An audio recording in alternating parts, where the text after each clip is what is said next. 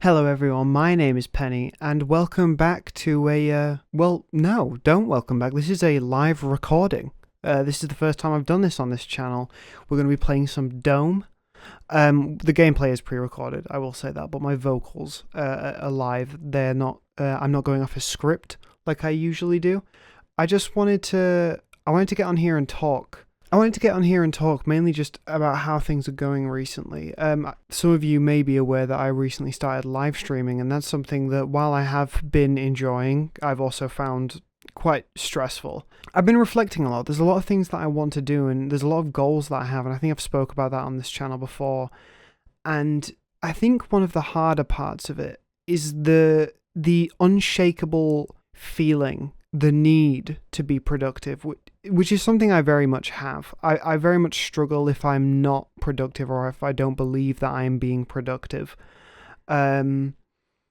Jesus Christ, that aim is ridiculous. I'm so sorry. I don't think you'll watch for the gameplay at this point anyway.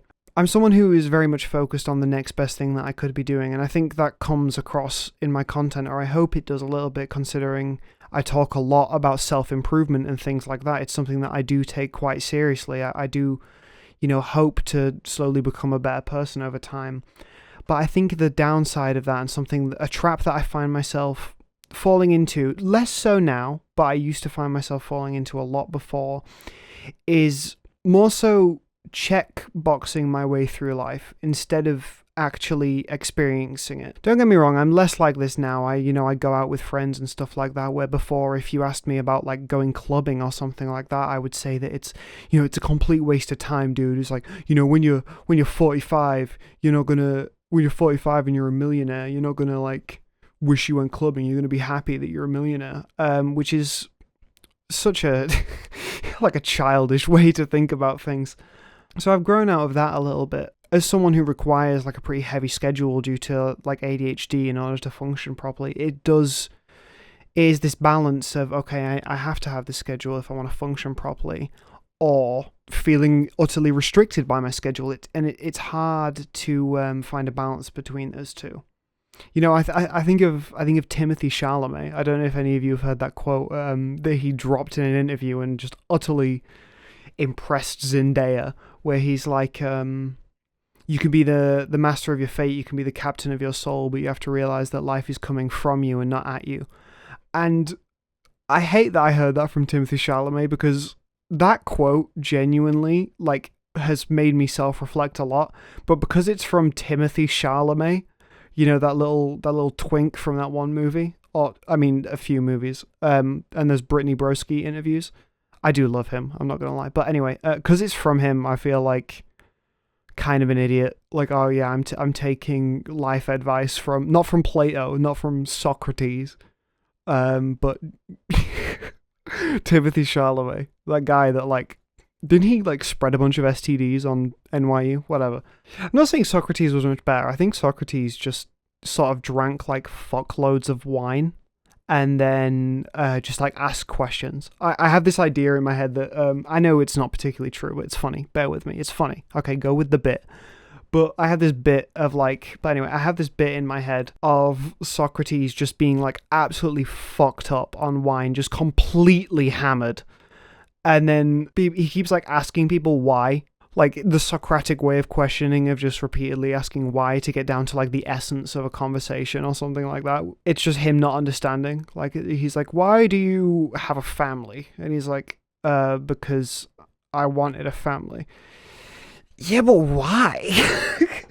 Like he's just completely baffled. He's like stupid drunk. I think he's very funny. But anyway, back onto the subject at hand. Timothée Chalamet. Now, I think on one hand, I think we should appreciate the experiences that we have as people a lot more. And well, not the experiences we have. We should appreciate life as an experience more, not just a goal of like, okay, learn to drive, move out, get a house, get a wife, start a family.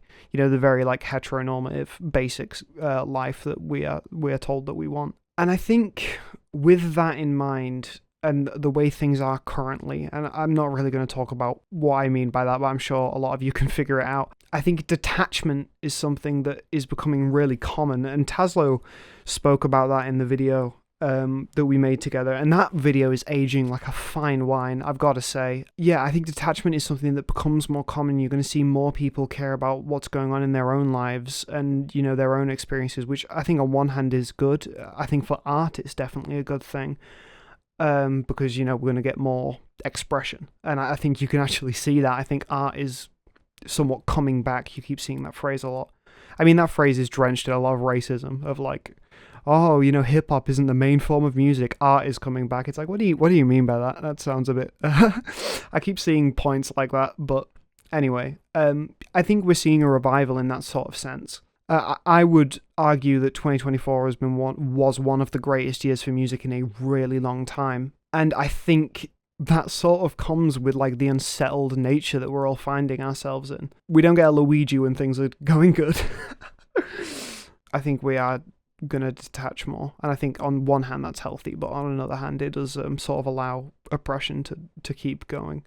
But I don't know, I'm no Che Guevara. I'm just a girl in her. I'm just a girl in the world. Anyway, I think one part of productivity that I'd like to touch on before I get out of here is that it's very easy for productivity, and especially in terms of like self-improvement, to come from such a hateful place. It's so easy for it to come from a hateful place because, you know, the idea of improving means that there's something that needs to be improved, and when something needs to be improved, it's very easy to look down on it in like a bad way because it's like, oh, you're not good enough, you should be better. But I think the part to remember is, one, that you deserve kindness, you know, even if you have things that you have to improve on. Good people do bad things and bad people do good things.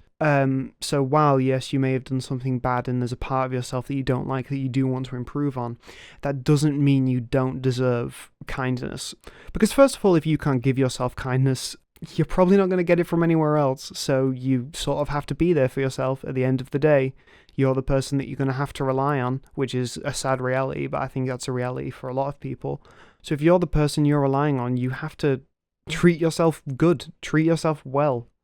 Recognize that recognizing that mess that you found yourself in, or that situation that you found yourself in, is the first step to improvement. It's the first step to being better, and that's not something you should beat yourself up for.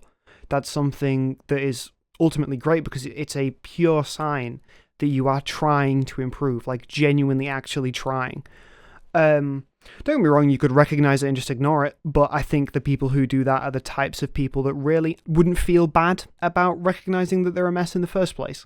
Like the type of person that sees something bad about themselves and then just doesn't want to change it. I think that's probably someone who's like a sociopath or something. So the fact that you recognize your mess and you think it's bad and you want to improve shows that you're a good person. It shows that you're someone who deserves love. You deserve love anyway, but you get what I mean. I think it's important to believe in yourself. Believe in your swag, dude. Like Oshi said, believe in your swag.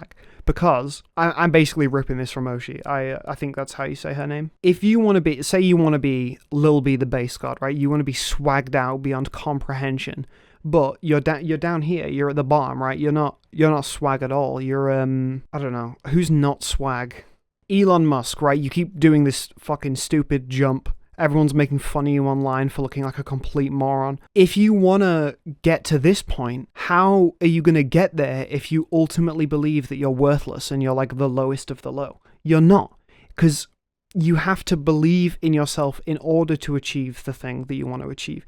You have to be what you are before you become it. You have to be what you are before you become it. That's something that I think a lot of us need to remember. I mean, especially me. I'm sort of just talking to myself here. This is something that I have wanted to do for a really long time, of just making a video where I just completely talk and I don't script it and I say whatever I'm sort of thinking about. And I will say personally, this has been great. It's been nice to just sort of talk about this kind of thing without having a script, without having, I just hit my desk, without having an agenda, something that I have to talk about. Because I think a lot of the times I hide behind my sort of scripting. And what I mean by that is that I talk about it a little bit in the A Year Later video, but you have to have a level of confidence to put any opinion out there, because if you put an opinion out there, there's a chance that you'll get a response for that, right? You'll get someone who disagrees with you, you'll get someone who disagrees with you so heavily they'll leave like a hate comment, things like that.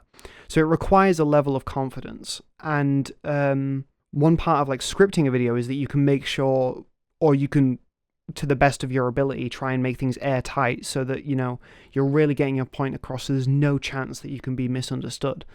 And what I am doing here by, you know, talking and not explaining everything to like a 360 degree, is I'm giving room for me to be misunderstood, which is a little bit nerve-wracking, I will admit. But, you know, I appreciate this. I appreciate being able to talk about stuff like this.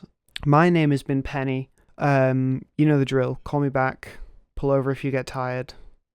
And, bye.